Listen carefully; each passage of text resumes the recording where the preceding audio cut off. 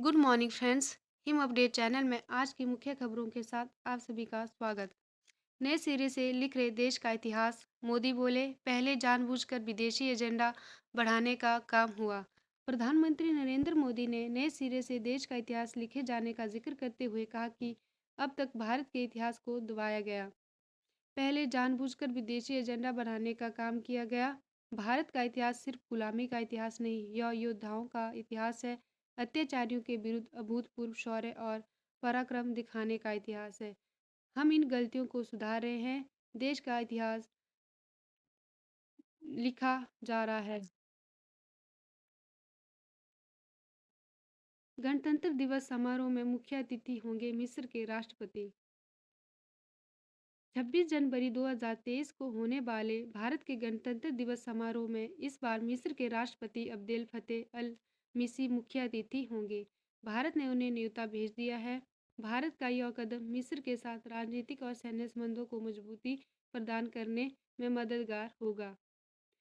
इसके साथ ही भारत की इस प्रमुख अफ्रीकी देश तक पहुंच और मजबूत होगी। इस साल दोनों देशों ने राजनीतिक संबंधों में अपनी 75वीं वर्षगांठ भी मनाई है। भारत जोड़ो यात्रा से जुड़ा विवाद। भाजपा का आरोप, राहुल गांधी की यात्रा में लगे पाकिस्तान जिंदाबाद के नारे। मध्य प्रदेश में राहुल गांधी की भारत जोड़ो यात्रा उस वक्त विवादों से घिर गई जब भाजपा नेताओं ने सोशल मीडिया में एक वीडियो जारी कर यात्रा में पाकिस्तान जिंदाबाद के नारे लगाए जाने का दावा किया। इसके बाद भाजपा और कांग्रेस के नेताओं के बीच सोशल मीडिया पर बहुत छिड़ गई।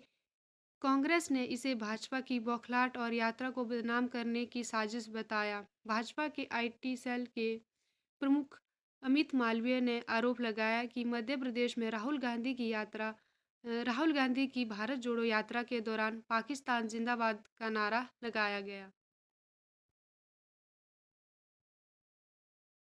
2002 में सबक सिखाने के बाद गुजरात में शांति। शाह बोले कांग्रेस की शय पर होती थी सांप्रदायिक हिंसा।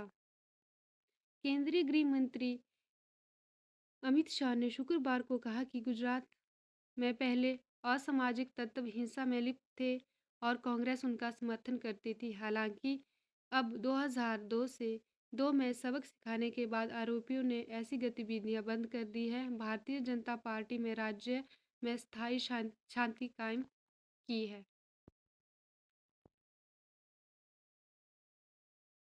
नई दिल्ली में सीएम जयराम ने की सेब बागवानों की वकालत, कार्टन पर 12% जीएसटी करने की मांग।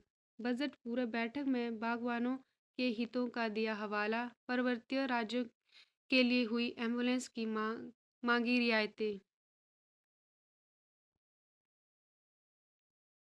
मुख्यमंत्री जयराम ठाकुर ने शुक्रवार को नई दिल्ली में आयोजित बजट पूर्व बैठक में प्रदेश के सेब बागवानों की वकालत करते हुए कार्टन सहित अन्य पैकेजिंग सामग्री पर जीएसटी 12% करने की मांग की। बागवानों के हितों का हवाला देते हुए मुख्यमंत्री ने जीएसटी को 18% से घटाने का प्रस्ताव रखा। पर्वतीय राज्यों के लिए हेली एम्बुलेंस में भी मुख्यमंत्री ने रियायतें मांगी।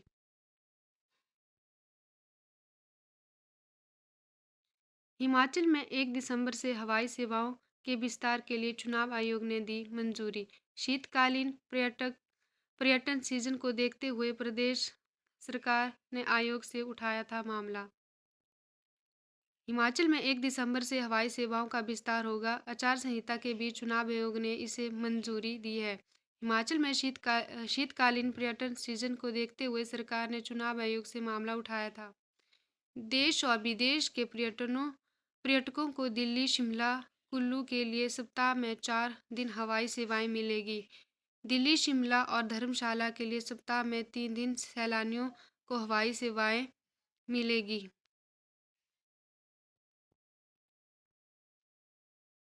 शीतकालीन अवकाश वाले स्कूलों में 13 दिसंबर से होंगी असेसमेंट परीक्षाएं।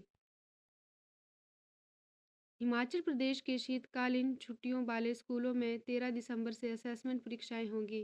प्रारंभिक शिक्षा निदेशालय ने पहली, दूसरी, चौथी, छठी और 7वीं कक्षा की परीक्षाओं की डेट शीट जारी कर दी है। इन कक्षाओं में किसी भी विद्यार्थियों को फेल नहीं किया जाता है। असेसमेंट परीक्षा में प्राप्त अंकों के आधार पर वार्षिक ग्रेडिंग तैयार की जाएगी। चुनाव ड्यूटी में तैनात अधिकारियों के अब तक 32,177 मतपत्र मिले। मुख्य निर्वाचन अधिकारी मनीष गर्ग ने चुनाव ड्यूटी पर तैनात अधिकारियों और सशस्त्र बलों से कहा कि अपने डाक मतपत्र संबंधित रिटर्निंग अधिकारियों को जल्द से जल्द पोस्ट करें। मतपत्र 8 दिसंबर की सुबह 8 बजे से पहले पहुंच जाने चाहिए, तभी इन्हें मतगणना प्रक्रिया में शामिल किया जाएगा। एयरपोर्ट के लिए बदलेगा 4 लेन का रूट।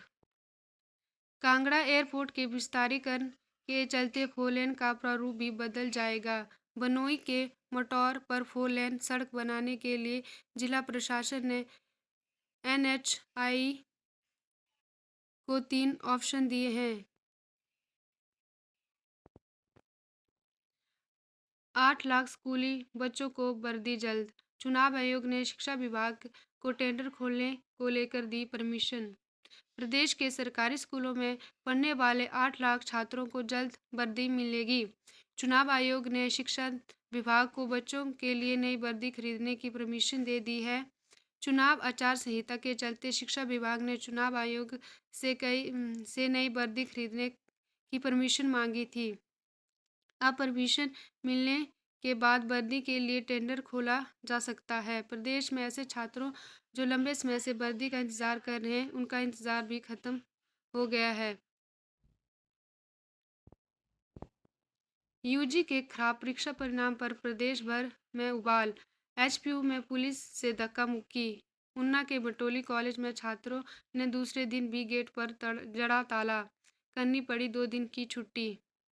HPU में छात्रों ने कुलपति कार्यालय में घुसने का किया प्रयास। 80% छात्र फेल होने के लिए बीबी को ठहराया जिम्मेदार। ना शिक्षकों को दी गई ट्रेनिंग, ना देखी इंटरनेट की सुविधा। ऑन स्क्रीन मूल्यांकन पर उठे कई सवाल। BSc BCom प्रथम वर्ष के करीब 80% छात्रों के फेल होने का मामला। हिमाचल प्रदेश विश्वविद्यालय ने यूजी प्रथम वर्ष की परीक्षाओं के मूल्यांकन और परिणाम घोषित करने में अपनाई प्रक्रिया सवालों के घेरे में आ गई है। इससे विश्वविद्यालय की साख को भी झटका लगा है। सूत्रों के अनुसार आनन फानन में लिए गए फैसले के बाद ना तो ऑन स्क्रीन पेपर चेक करने की शिक्षकों को कोई ट्रेनिंग दी गई थी और ना ही सिस्टम के लिए इंटरनेट और कंप्यूटर उपलब्धता देखी गई। बिना तैयारी ऑन स्क्रीन मूल्यांकन प्रक्रिया की गहन जांच हुई तो कई राज खुलेंगे। भले ही HPU कमेटी गठित कर 2 दिन की जांच रिपोर्ट सौंपने का दावा किया है, लेकिन गहन जांच के लिए 1 माह भी कम है। मामला पूरे प्रदेश भर के दूर दराज कॉलेजों के हजारों छात्रों से जुड़ा है। Thank you.